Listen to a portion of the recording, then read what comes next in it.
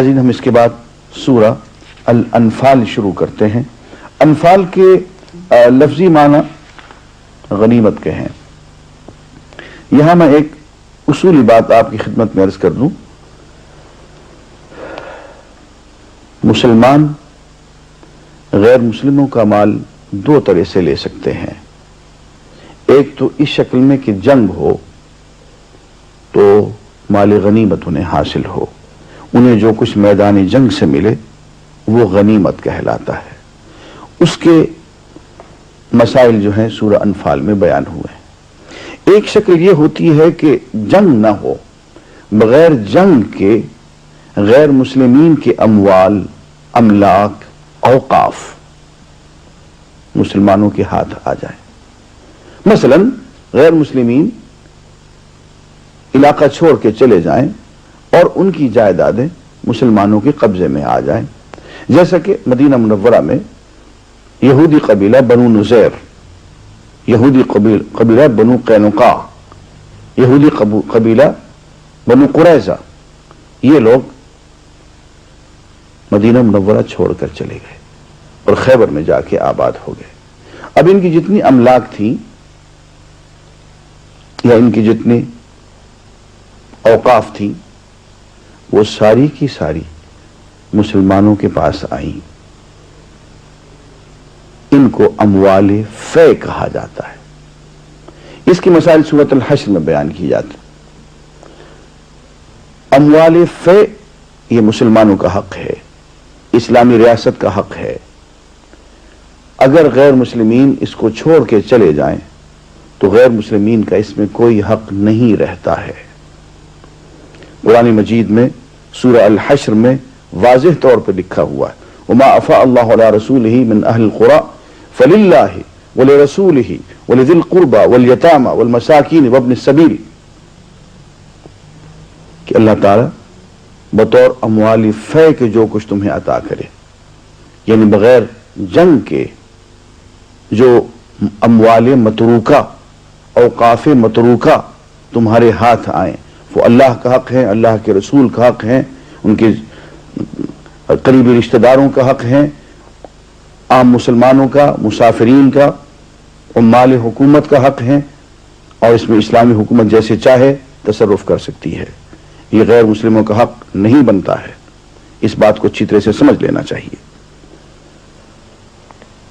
تو اس صورت میں انفال کا ذکر ہے، غنائم کا ذکر ہے، اور سورہ الحشر میں اموال فے کا ذکر ہے، اور اس کے بارے میں تفصیل سے انشاءاللہ آئندہ عرض کروں گا۔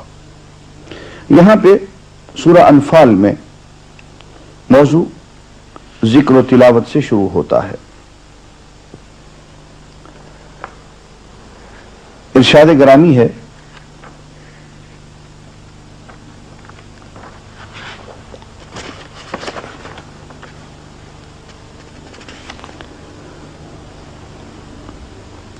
سچے اہل ایمان تو وہ لوگ ہیں جن کے دل اللہ کا ذکر سن کر لرز جاتے ہیں، اور جب اللہ کی آیات ان کے سامنے پڑھی جاتی ہیں تو ان کا ایمان بڑھ جاتا ہے، اور وہ اپنے رب پر اعتماد رکھتے ہیں، جو نماز قائم کرتے ہیں اور جو کچھ ہم نے ان کو دیا ہے اس میں سے ہماری راہ میں خرچ کرتے ہیں، ایسے ہی لوگ حقیقی مومن ہیں۔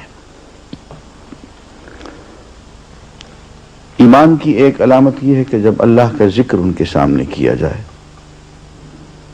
تو ان کے دل دہل جائیں، اور دوسرا یہ کہ وہ آہستہ آہستہ دھیرے دھیرے قرآن مجید سے ایمان حاصل کرتے چلے جاتے ہیں۔ جو بھی قرآن مجید کی آیات ان کے سامنے تلاوت کی جاتی ہیں، وہ سنتے ہیں یا وہ خود تلاوت کرتے ہیں، تو ہر آیت ان کے ایمان میں اضافہ کرتی چلی جاتی ہے۔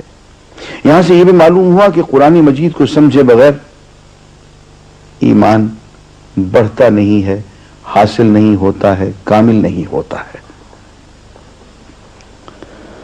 ہم اسی مضمون میں ذرا آگے بڑھتے ہیں۔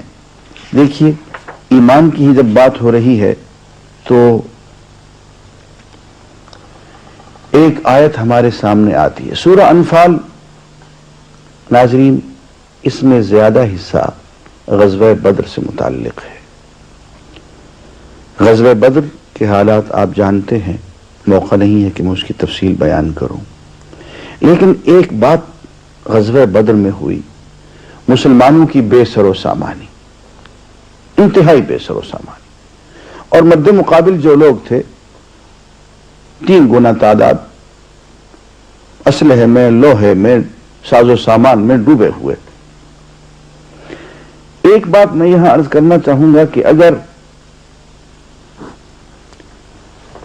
اللہ کے رسول صرف دعاؤں پہ ہی گزارا کرتے تو مدینہ منورہ میں بیٹھ کے بھی تو دعا کر سکتے تھے کہ اے اللہ یہ جو لشکر چلا آ رہا ہے قریش کا، انہیں راستے میں ہی موت آ جائے، ان میں کوئی وبا پھوٹے، سارے مر جائیں. لیکن اللہ کی یہ سنت نہیں ہے، اللہ کے رسول کی یہ سنت نہیں ہے. جو کچھ بھی ان کے پاس تھا، جو کچھ بھی، جتنے بھی افراد تھے، ننگے پاؤں 313 آدمی، چند تلواریں، نہ سواری، نہ اسلحہ، نہ خوراک، اور نہ پاؤں میں جوتے. لیکن بدر کے مقام پہ جب سب کو صف آرا کر دیا گیا اور جو کچھ کیا جا سکتا تھا حضور کر گزرے، اس کے بعد دعا مانگی ہے.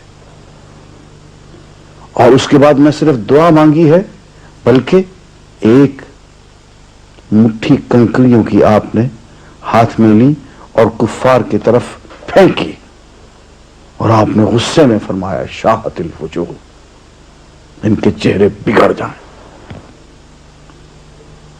اب قرآن مجید دیکھیے کیا کہتا ہے. غزوہ بدر ختم ہو گیا، کفار کو شکست ہو گئی، کفار کی بہت بڑی تعداد اور خاص طور پہ بڑے بڑے لیڈر 70 کی تعداد میں قتل ہو گئے، اور بڑے بڑے جغادری قید ہو گئے، ان کا زور ٹوٹ گیا. اب موقع تھا، عربوں کی تو عادت تھی کہ ایسے موقعوں پہ وہ قصیدے اور بڑے بڑے ترانے اور بڑی بڑی، جیسے پنجابی کہتے ہیں، بڑکے مارا کرتے تھے. لیکن قرآن انہیں کیا کہہ رہا ہے؟ غور فرمائیے، اللہ تعالیٰ فرماتے ہیں فَلَمْ تَقْتُلُوهُمْ وَلَكِنَّ اللَّهَ قَتَلَهُمْ، تم نے انہیں قتل نہیں کیا بلکہ اللہ نے انہیں قتل کیا. وَمَا رَمَيْتَ إِذْ رَمَيْتَ، اور اے نبی جب تم نے پھینکی تھی نا وہ کنکریاں، تم نے نہیں پھینکی تھی، وَلَكِنَّ اللَّهَ رَمَى، تو اللہ نے پھینکی تھی. واقعے سے تو انکار نہیں ہے، غزوہ بدر میں لڑنے کو تو مسلمان ہی لڑے تھے، تلوار بھی انہوں نے چلائی، نیزے بھی انہوں نے برسائے. لیکن اللہ تعالیٰ فرماتے ہیں کہ نہیں،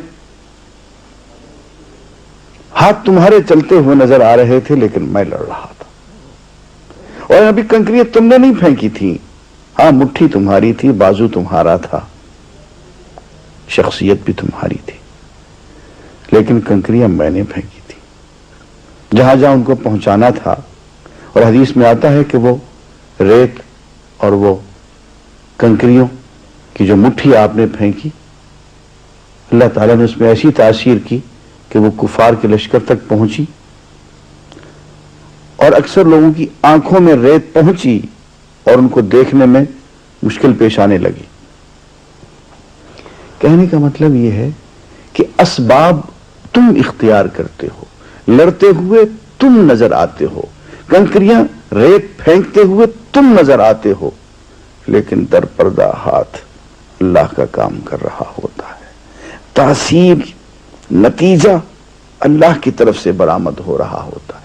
اس لیے کہ ان القوت للہ جمیعا، کہ ساری کی ساری قوت اللہ کے لیے، اللہ کی ہے.